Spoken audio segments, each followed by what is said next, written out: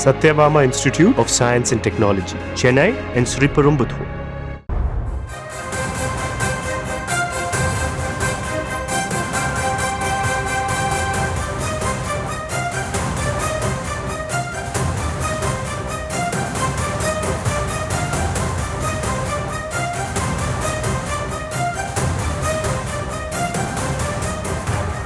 நேற்று உள்துறை அமைச்சர் அமித்ஷா மற்றும் எதிர்க்கட்சித் தலைவர் EPS சந்தித்து பேச்சுவார்த்தை நடத்திய நிலையில் அந்த பேச்சுவார்த்தையில் நடந்தது என்ன என்பது தொடர்பான தகவல்கள் கிடைக்கப்பெற்றிருக்கின்றன.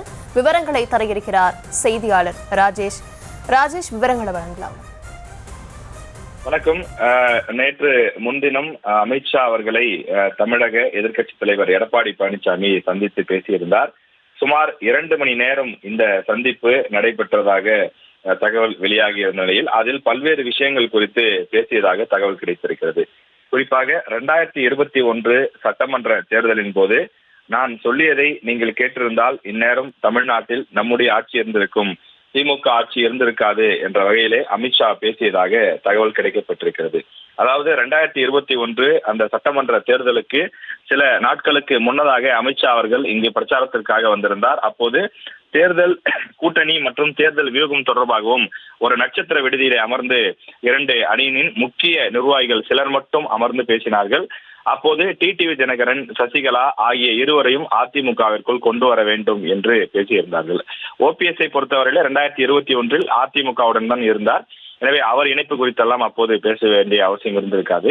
அதே நேரத்தில் டிடிவி தினகரன் தனி அணியாகவும், அம்மா மக்கள் முன்னேற்ற கழகம், சசிகலா அவர்கள் தனியாகவும் செயல்பட்டு வந்த நிலையில் அவர்களை நாம் சேர்த்து கொண்டால் அது தென் மாநிலங்களில் வலுவானதாக இருக்கும், நமக்கு ஒரு கூடுதல் பலமாக இருக்கும், நம்முடைய அணியில் எந்த ஒரு பிளவும் இல்லாத வகையிலே அது இருக்கும் என்று பல்வேறு ஆலோசனைகளை அமித்ஷா அவர்கள் சொன்னதாக கூறப்படுகின்றது. எனவே அதனை நினைவு கூர்ந்து அவர் பேசியிருப்பதாகவும் தகவல் வெளியாகி இருக்கின்றது.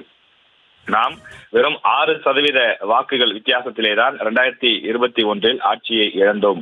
ஒருவேளை நான் சொன்னபடி நீங்கள் அந்த இணைப்பை சாத்தியமாக்கி இருந்தால் நமக்கு தென் மாவட்டங்களிலும் பல தொகுதிகளிலும் நல்ல வெற்றி வாய்ப்பு கிடைத்திருக்கும். அதன் மூலமாக நாம் தற்போது ஆட்சியில இருந்திருக்கலாம் என்று பல விஷயங்களை, பழைய விஷயங்களை அப்போது பேசியவற்றை எல்லாம் நினைவு கூர்ந்து அவர் வருத்தப்பட்டு பேசியதாகவும் தகவல் வெளியாகி இருக்கின்றது. அது மட்டுமில்லாமல் திமுகவில் தற்போது தேர்தலை கவனித்துக் கொள்ளக்கூடிய வகையில் முக்கிய நபர்களாக இருக்கக்கூடியவர்கள் நமக்கு தெரியும். அது 2 கட்சிகள் இருந்தாலும் கூட அவர்கள் ஒரு சில மாவட்டங்களை அந்தந்த மாவட்ட செயலாளர்கள் அல்லது 2-3 மாவட்டங்களை சேர்த்து ஒரு முக்கிய பிரமுகர்களை பார்த்துக் கொள்ளக்கூடிய வகையில் தான் இருக்கிறது.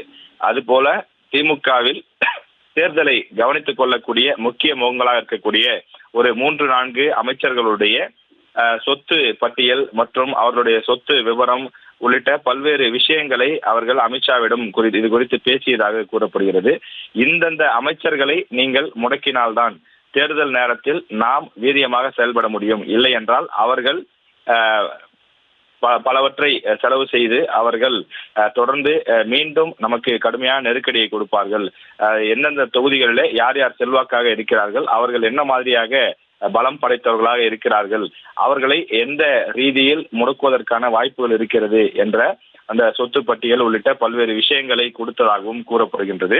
தேர்தலுக்கு முன்பு இந்த அமைச்சர்களுக்கு ஒரு கடிவாளம் போடக்கூடிய வகையிலே செயல்பாடுகள் இருக்க வேண்டும் என்று கூறப்பட்டதாகவும் சொல்கிறார்கள். அதே போல தமிழ்நாட்டை பொறுத்தவரையிலே இந்த டாஸ்மாக் ஊழல் தொடர்பாக பேசினால் அது தற்போது எடுபடும்.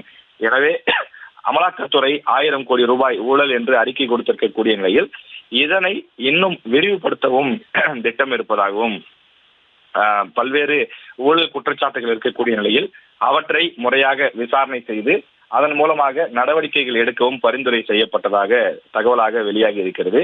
இந்த முறை அதிமுக அணிகள் இணைப்பு தொடர்பாகவும் பேசியிருப்பதாகவும் தகவல் வெளியாகி இருக்கிறது. அதாவது OPS, டிடிவி தினகரன், சசிகலா ஆகிய 3 பேரும் மீண்டும் அதிமுகவிற்குள் வர வேண்டும். அப்படி வந்தால்தான் அதிமுக பழைய அணி போல பலமான ஒரு அணியாக மாறும் என்றும் அமித்ஷா தரப்பிலிருந்து பல்வேறு ஆலோசனைகள் சொன்னதாக சொல்கிறார்கள். அதற்கு எடப்பாடி பழனிசாமி தரப்பிலிருந்து சில கண்டிஷன்கள் போடப்பட்டதாகவும் சொல்கிறார்கள். இருந்தாலும் இது ஒரு முதற்கட்ட ஒரு பேச்சுவார்த்தை தான். இது ஒரு இறுதி பேச்சுவார்த்தை கிடையாது. இதன் பிறகு தொலைபேசி வாயிலாக சில உரையாடல்கள் இருக்கும் என்றும் விவரம் அறிந்த இதிலே சென்ற சிலர் மூலமாக வெளிவந்த தகவல்கள் மூலம் நமக்கு கிடைக்கப்பட்டுள்ளது. Satyabama Institute of Science and Technology, Chennai and Sriperumbudur.